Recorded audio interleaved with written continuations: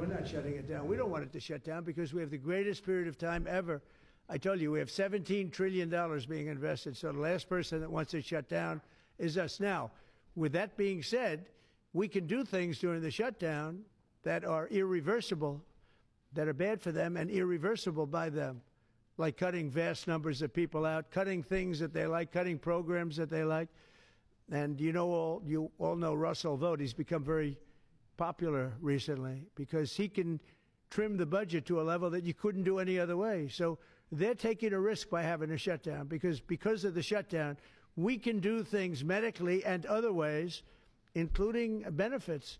We can cut large numbers of people out. We don't want to do that, but we don't want fraud, waste, and abuse.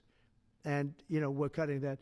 But they want to have illegal aliens come into our country and get massive health care at the cost to everybody else, and we don't have it. And that's I would say, the number one reason that they want to strike is to get illegal immigrants health care. And, Gavin Newsom wants that, too, in California, and it's destroying California. We can't have that. We're not going to let it happen. Is a shutdown inevitable? And how would you describe the negotiations with Democrats yesterday? Are more meetings scheduled? So nothing is inevitable, but I would say it's probably likely because they want to give health care to illegal immigrants, which will destroy health care for everybody else in our country. And I didn't see them bend even a little bit when I said we can't do that. Mr. President, allow me to reintroduce myself. I'm the House Democratic leader. Our caucus is 217 members strong.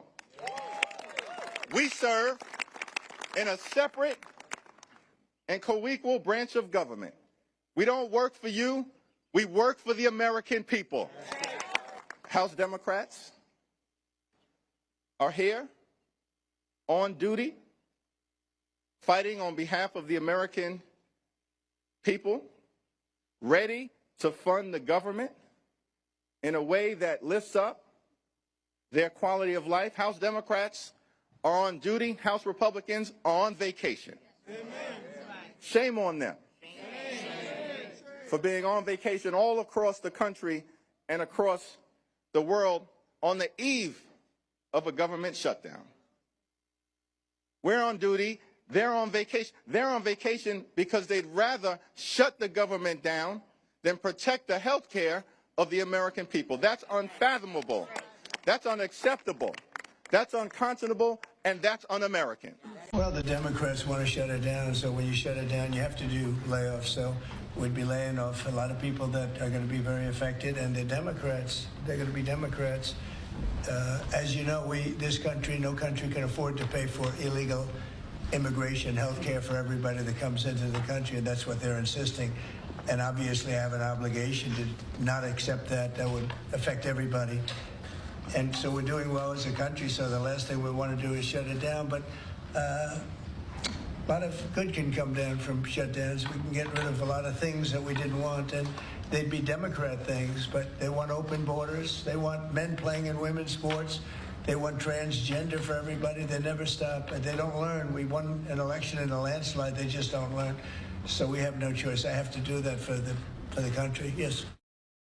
The U.S. government is possibly heading into a government shutdown in the next hours. Here is what Senate leaders are saying. First, it's right now in the Republicans' court. We said this to Trump yesterday. He can easily call up Thune and Johnson and say, just add the two parts we want added to the bill. They can take it out of our bill, put it in theirs, and solve it. So it's in their court. And let me just say, the American people are learning how bad this health care crisis is, and they will put tremendous heat on Republicans to solve it. It's in their court to solve it. It's their shutdown. And as I said, they are going to face tremendous pressure from the American people. But I'm hoping there are Democrats out there who are reasonable and understand what's at stake here. And as they have articulated many times in the past, the costs associated to the American people with the government shutdown. This is totally avoidable. It is a decision they're going to have to make, and if the government shuts down, it is on the Senate Democrats. The House has acted. The President's ready to sign the bill, And all that's left is for 8 Democrats to join us in passing that bill today. All right, well, we're here. We're at our nation's capital. We are just about to walk into a meeting of the Democratic caucus, and I'm really curious. Right at about the time we would normally vote.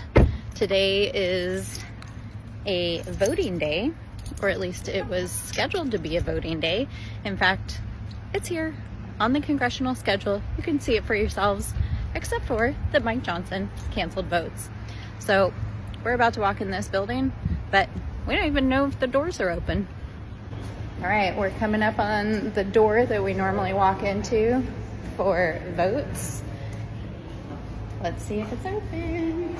Oh shit, it is locked out. All right, well, we had to use the side door to get in, but we are officially inside the building now. And I am headed up to the chamber. Normally on a fly-in day, that's what they call it, the day that you vote. There's lots of people walking up the front steps. You guys have probably seen me walking through these doors. You can see the doors are locked. And if the house was open, these doors would be open. They're locked. Let's see what's going on. This is the other entrance. Walking past the parliamentarian's office. Nobody there. And here we are at the entrance to the House of Representatives. Not a single soul. It's locked because Republicans canceled votes and didn't show up for work tonight because they would rather see the government shut down than negotiate a bipartisan deal to save your health care, to keep the government open, and to keep our federal workers working, which is exactly why we are here. We have some major news right now. Donald Trump is saying that a lot of good things can come from a government shutdown because he can cut what Democrats don't want him to cut. He made these remarks in the Oval Office, but folks, here's the thing. Donald Trump has pledged to fire thousands of federal employees, not furlough, fire them as soon as tonight at 12:01 a.m. Eastern Time. Now, will that hold up in court? That's anyone's guess. Probably not. The shutdown doesn't give them any new legal authority to go ahead and fire federal employees, but they're going to try. And at the same time, a lot of people are about to go forced to work without pay. National Guard members that Donald Trump sent to various cities, including Portland, they're going to be working without pay. And while the Trump administration is going to try to make major cuts to a number of programs throughout the federal government, or at least try to not bring it back, how long this government shutdown is going to last, based on all intents and purposes, could last several weeks. That could be a lot of problems for the American people. We'll see what happens next, but Trump, he is emboldened and he doesn't seem like he cares that the government's about to shut down. Follow along. Stepping off the floor, we just had a noon, what's called pro forma session, where a majority party member comes in, gavels the House in. We sought to make a motion to be recognized, to put our budget resolution on the floor to keep the government open and to protect people's health care. The Republicans were completely absent in the chamber, no Republicans other than the person in the chair. And he refused to recognize any Democrats and gavelled the House closed for the day, which means he gavelled the government into a shutdown, essentially at midnight. Today is September 30th. It is Tuesday. It is 1:22 p.m. and we are approximately less than 9 hours away from facing a possible government shutdown, a possible federal government shutdown here in America. Now, if you're not up to date with everything that's going on, just go to my page real quick. Just head over there. Go see that video that I posted yesterday. It's going to give you the breakdown on everything that's going on, why they beefing, why they arguing. But the last place that I had left you off at was that Trump was headed over to Congress to see if he could have a meeting with the Democrats, in which he called helping them find common sense and seeing if there a resolution could be made. It failed. It failed. They didn't come to a resolution.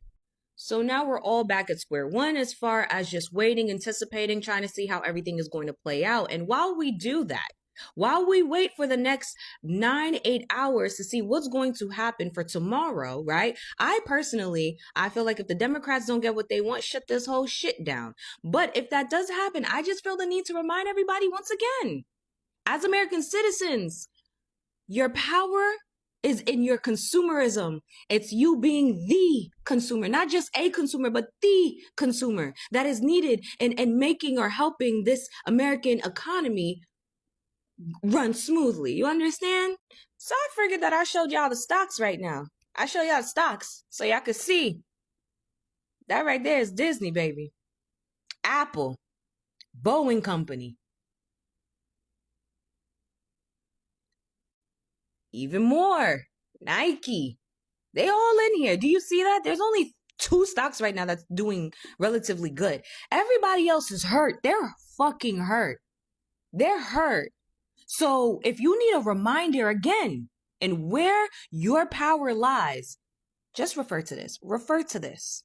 Now, I show you all that because if in fact we are facing a federal government shutdown, I want to make sure that we're all on one accord on what the fuck is going to happen next. We are going to be protesting by holding our fucking dollars. And I saw in the last video, everybody was talking about we can all, as a form of protest, file exempt. You understand? It's these federal taxes that we are paying so much for that they keep rising, they keep hiking. You understand? While still giving us inflation. You feel me? Inflation on our ass. They're fighting over our money while cutting funds for government aided programs that's supposed to help you and I. So let's just cut that shit in the bud. Let's cut it in the bud. You don't want to, y'all, even this shit, they're fighting over our money. Y'all could keep what the fuck you already have. I don't want to give them no more. So what are we doing? I'm back in Washington because Massachusetts families are facing a healthcare crisis, and Congress has to act right now. Here's what's happening. Earlier this year, Republicans in Congress and Donald Trump cut $1 trillion from Medicaid, the largest cut to Americans' health care in history, all to give tax breaks to their billionaire donors. Now, with just hours until a possible government shutdown, they're refusing to extend the Affordable Care Act's premium tax credits, the very thing that helps millions of families afford health care coverage. The result? Costs are skyrocketing. In Massachusetts alone, over 240,000 people could lose their coverage entirely, and another 300,000 will have to pay more. A 60-year-old couple could see their premiums go up by $14,000 next year just to keep their coverage. No one should have to choose between putting food on the table and going to the doctor. That's why I'm fighting to extend these tax credits, to lower costs, and to protect your health care. There's a threat of a government shutdown if Congress cannot agree today on September 30th whether or not to continue funding the government. And there are a lot of effects of this. I've talked about, the discussions going on with the Affordable Care Act subsidies.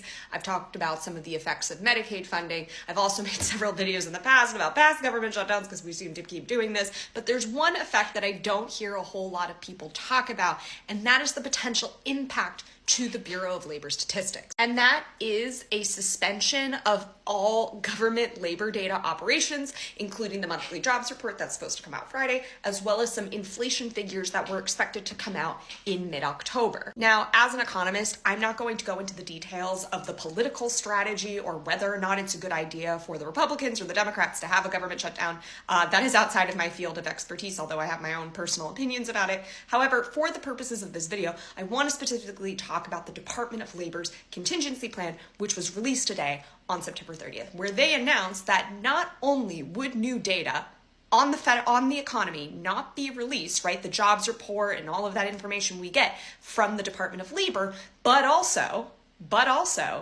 they would not be working towards estimating any of the new estimates that would be able to determine the health of our economy with things like the CPI, the PPI, the inflation indicators. There were also announcements from the Department of Commerce that stated that this similarly would have an impact on the Census Bureau as well as the Bureau of Economic Analysis, which essentially means, right, we would be flying blind into an economic downturn. Now, I know I've gotten a lot of comments in my videos stating that we can't even trust the Bureau of Labor Statistics or the Department of Labor numbers because of the firing of of Dr. Erica McEntipher, who was the former chief of the Bureau of Labor Statistics. However, the person who the president has nominated as the chief has not been appointed yet, right? The Senate has not approved their confirmation.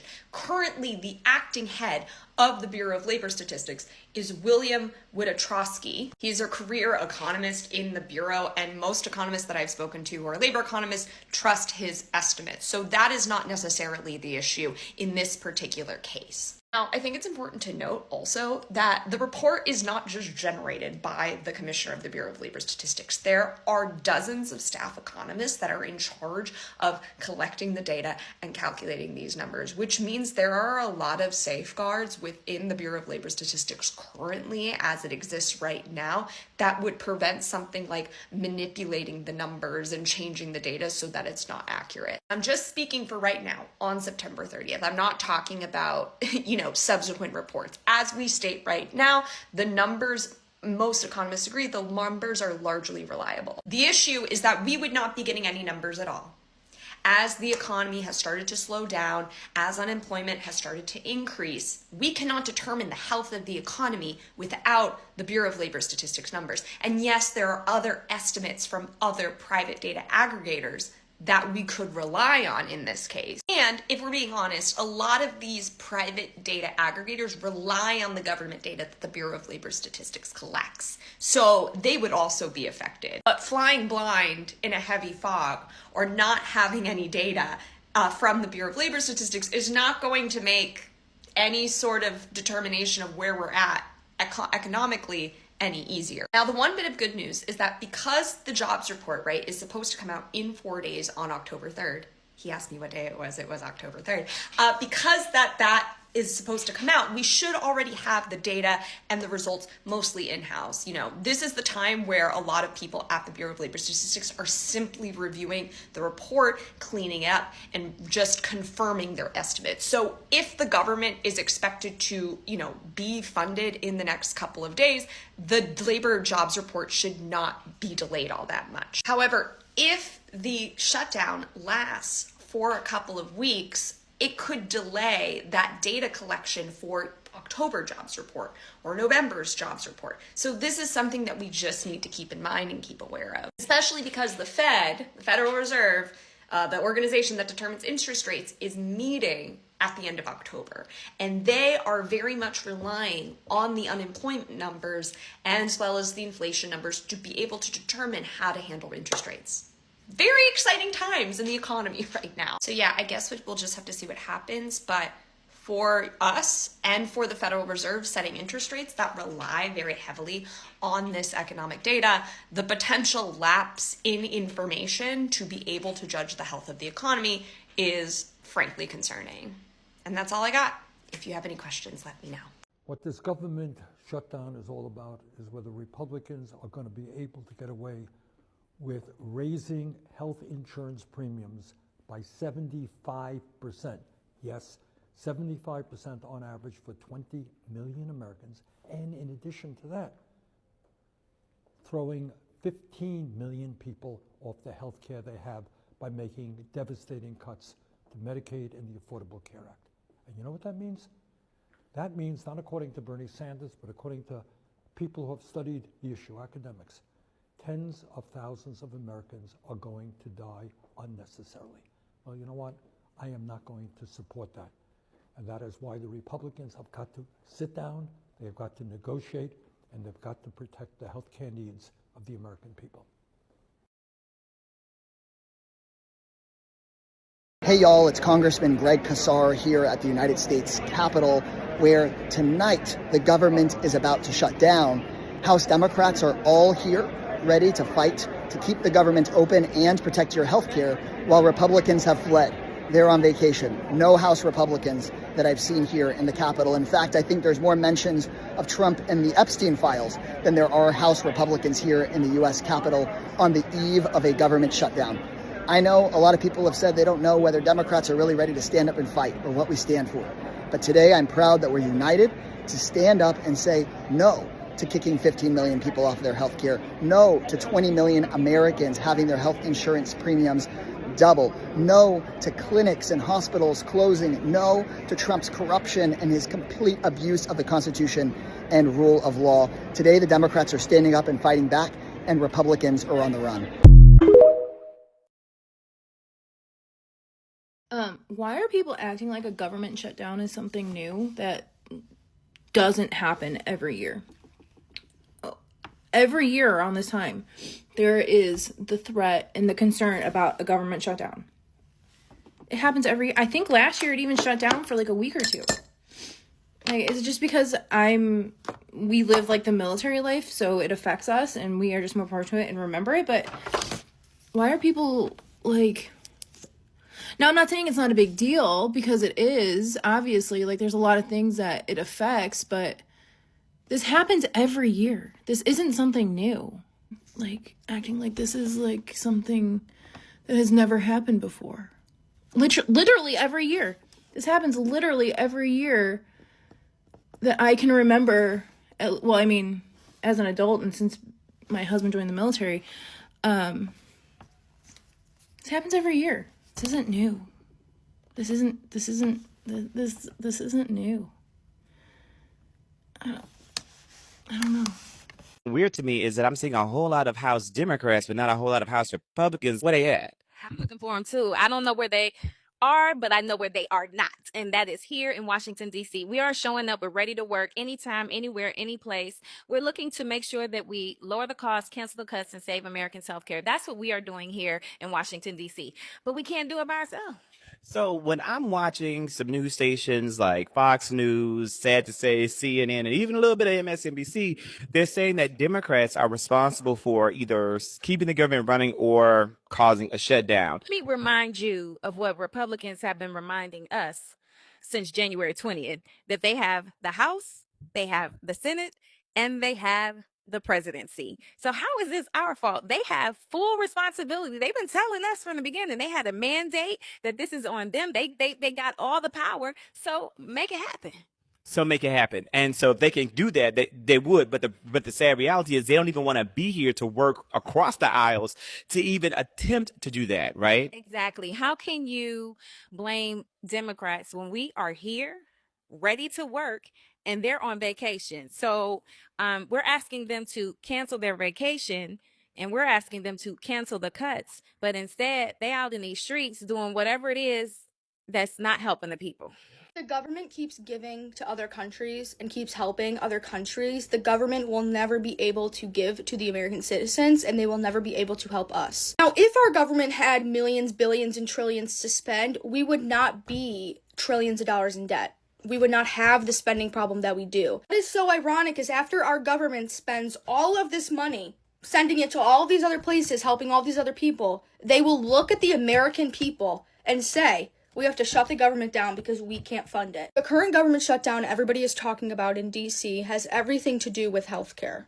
Republicans don't want to add any additional policies, any additional spending to the funding bill. Democrats are insisting that any short-term funding bill includes protection of healthcare programs. I do think it is important for Americans to have affordable accessibility to healthcare. I just really wish American politicians spent less time trying to figure out how to fund universal healthcare and more time trying to figure out how to make Americans universally healthy. Yes, it would be nice to not have to pay any medical bills, but what is more beneficial to all Americans is knowing that we are living in a society where our government is taking our health seriously. They're not allowing corporations to pump chemicals into the air, into the water. They're not allowing food companies to put chemicals into our food that are going to cause us to have health issues down the line. This government shutdown should be a springboard for a general strike. What is a general strike? Why is it needed? Look at this government as a car with 500,000 miles, 3 flat tires, a broken fan belt, leaks oil. Does it matter if a Democrat or Republican drives that car? No, it's broken. Unless you reverse Citizens United, you increase minimum wage, you make housing affordable, you don't have rich people buying the government, dark money, APAC, and corporations. Until you put women's rights back in there and sensible gun reform. If you're not going to put those things in there, then I don't want to participate in this society because it is not working for we the people. And the fact that the Democratic Party is only focused on healthcare is an absolute failure of leadership. We have fascism in this country, people in concentration camps, people that are being snatched off the street, people that are being racially profiled, free speech is being under attack, political enemies are gone after. We have military in our cities, and they're worried about healthcare. Get a grip, man. Get a grip. Pull your heads out of your asses, Democrats. 2025strike.com. You need about 3.5% or 12 to 13 million people. Listen, I'm not an expert at this. I don't have all the answers. But what I know is this, is that fascism takes over when good people do nothing and they sit by. This is the only way I know. You get enough people to sign the petition and then you go on strike. And I understand you can't afford to, and that's why we have to do it. Because this country doesn't care about you and I. What's happened in the last 8 or 9 months? They've renamed the Gulf of Mexico. They've taken away health care from 16, 17 million people. And we're separating families and putting little children in airplanes at 3 a.m. and sending them out to countries that we don't even know where the hell they're going to. This is not time for us to sit around and be like, but me. No, this is the time that we come together and we shut it down. Go look at what happened in Nepal. They took Parliament out to the woodshed. They said, I've had enough of this. Are you ready to do that? Are you willing to be uncomfortable? Fighting fascism for your couch isn't going to cut it. Protesting every 2 months, blacking out the system, calling it sick, it ain't going to work. This is the time to fight. And if neither political party is, we're going to have to do it. 2025strike.com. All the terms are on there. And if, again, then don't sign it. But at the other hand, don't complain when fascism's here because you were unwilling to stop working and stop paying federal taxes to stop fascism. The choice is ours, my friends.